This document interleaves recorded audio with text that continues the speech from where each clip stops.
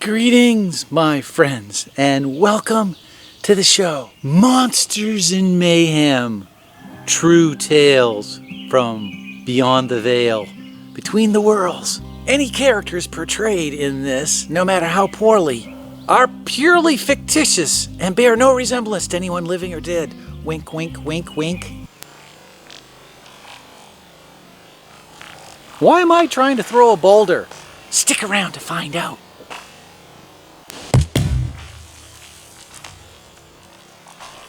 Our tall tale today takes place in the far northern reaches of Baxter State Park in Maine. Baxter State Park, once privately owned by Governor Baxter, was bequeathed to the state of Maine and transferred from private ownership to public trust, and has been the destination of millions of people interested in partaking of the wildness of the state of Maine. Within the confines of Baxter State Park resides our tallest mountain, Mount Katahdin, long believed to be the lair of a supernatural being known as Pumula, and others, including dogmen, Sasquatch, UFOs, and even more unsavory creatures. Mount Katahdin, a mystical, magical, sacred mountain, is exactly 1 mile high, and our story happened just a wee bit east of the mountain. Now, some of you may remember the Allagash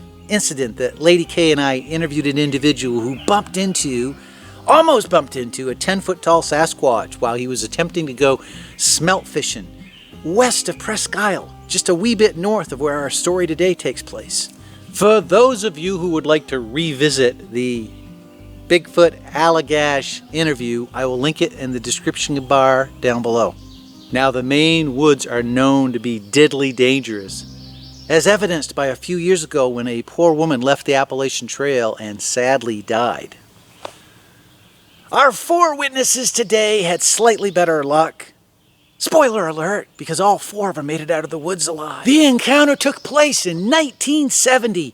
Coincidentally enough, I believe it was 1970 that some Boy Scouts encountered 2 reddish-colored Sasquatches in a boulder field on the steep sides of Mount Katahdin as they were ascending to its heights. The encounter we shall examine today was a bit south of there, near Billfish Mountain. Yes, 1970, the fall. The crisp, cool fall. The foliage was beautiful. The apples were crunchy and tasty. I remember it well. I was all of 7 years old, so perhaps we'll let Dr. Wolf tell his tale. Alrighty then, let's give it a go. Dr. Wolf here. It was the fall of 1970. Myself and 3 of my peers had decided to travel to northern Maine on a hunting trip. We had hunted in many locales before, Montana, just to name a few. We were all highly trained in our fields, PhDs, each and every one of us. Myself, Dr. Wolf, and my peer, Dr. Hannibal, were the key witnesses to the events that I shall now share with you. My other 3 peers were all veterinarians, well steeped in animal behavior, physiology, species identification, etc. I am the author of numerous publications, most pertinent to our story, survival manuals, while I have been engaged by the U.S. Army. Establishing our credentials is not to brag, but to bring home the point that we were not easily mystified nor prone to hysterical behavior when it came to encounters in the forest. The day in question was dark, gray, and gloomy as I ventured to the south side of Long Lake and headed in the direction of Billfish Mountain. The woods were deathly quiet. A sense of foreboding overtook me, perhaps the foreshadowing by the deathly quiet forest. I hadn't ventured far into the forest when I came upon a huge scat, resembling that from a human, except for its massive length and breadth, well over a foot in length. A bit further on, I discovered what appeared to be fecal matter that resembled that would come from a nursing infant. This was odd, given it was the fall of the year, and bears and such have their offspring in the spring. I was also overcome by a horrible stench, an overpowering odor that caused me to be queasy to my stomach and slightly befuddled. I pushed on into the dark interior of the northern Maine forest, and suddenly, about 100 yards up in front of me, a massive tree was pushed over. By what?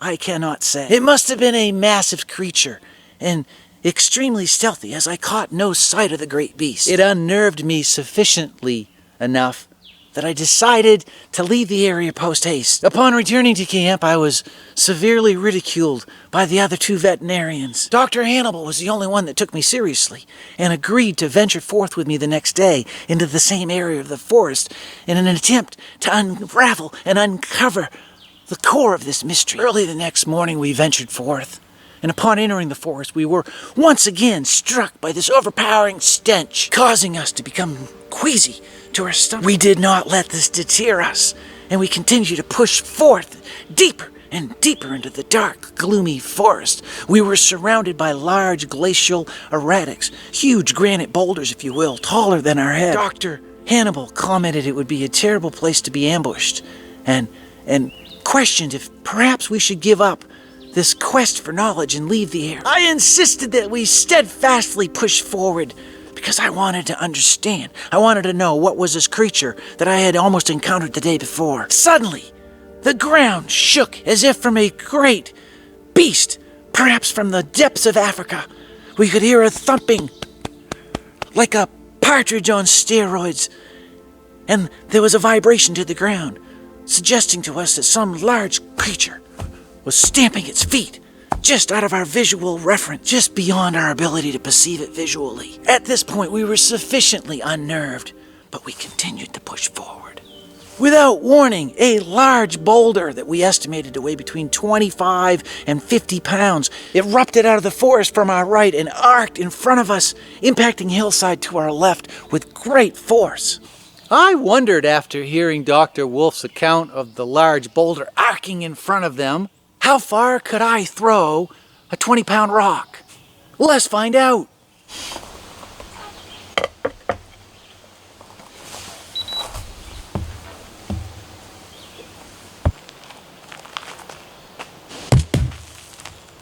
It appears not very far. You can't throw a 20-pound rock that far. I could probably barely move a 50-pound rock twice that. This is only a 20-pound rock. What creature is capable of such a feat?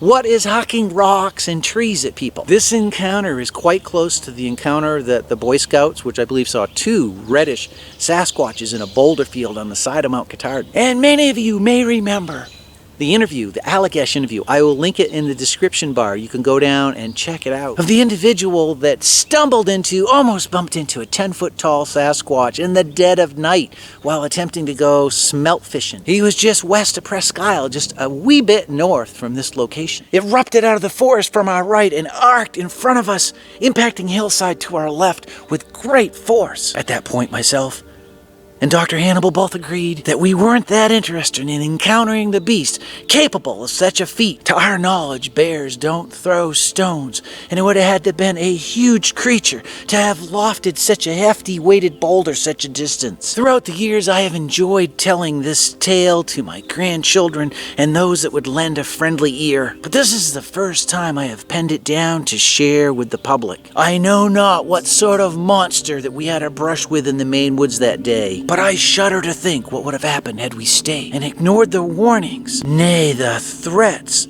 put forth by this unknown creature, telling us to stay away. We were never to return again. Never, ever. Never, never, never. But for those of you that may be questioning and have the courage and fortitude to plunge into the depths and darkness of the remote Maine forest, I leave you with this information and my best wishes. Good luck out there. Thank you so much, guys, for watching this. I hope you enjoyed it.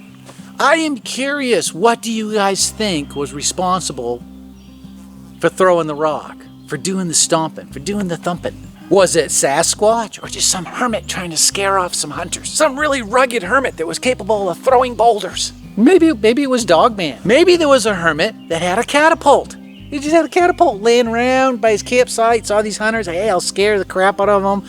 Just get my catapult working. I look forward to your insight and comments. I love reading your comments. And by the unholy panda bears, have a fantastic day, and I will see you guys soon. Thanks again, peeps. Appreciate it.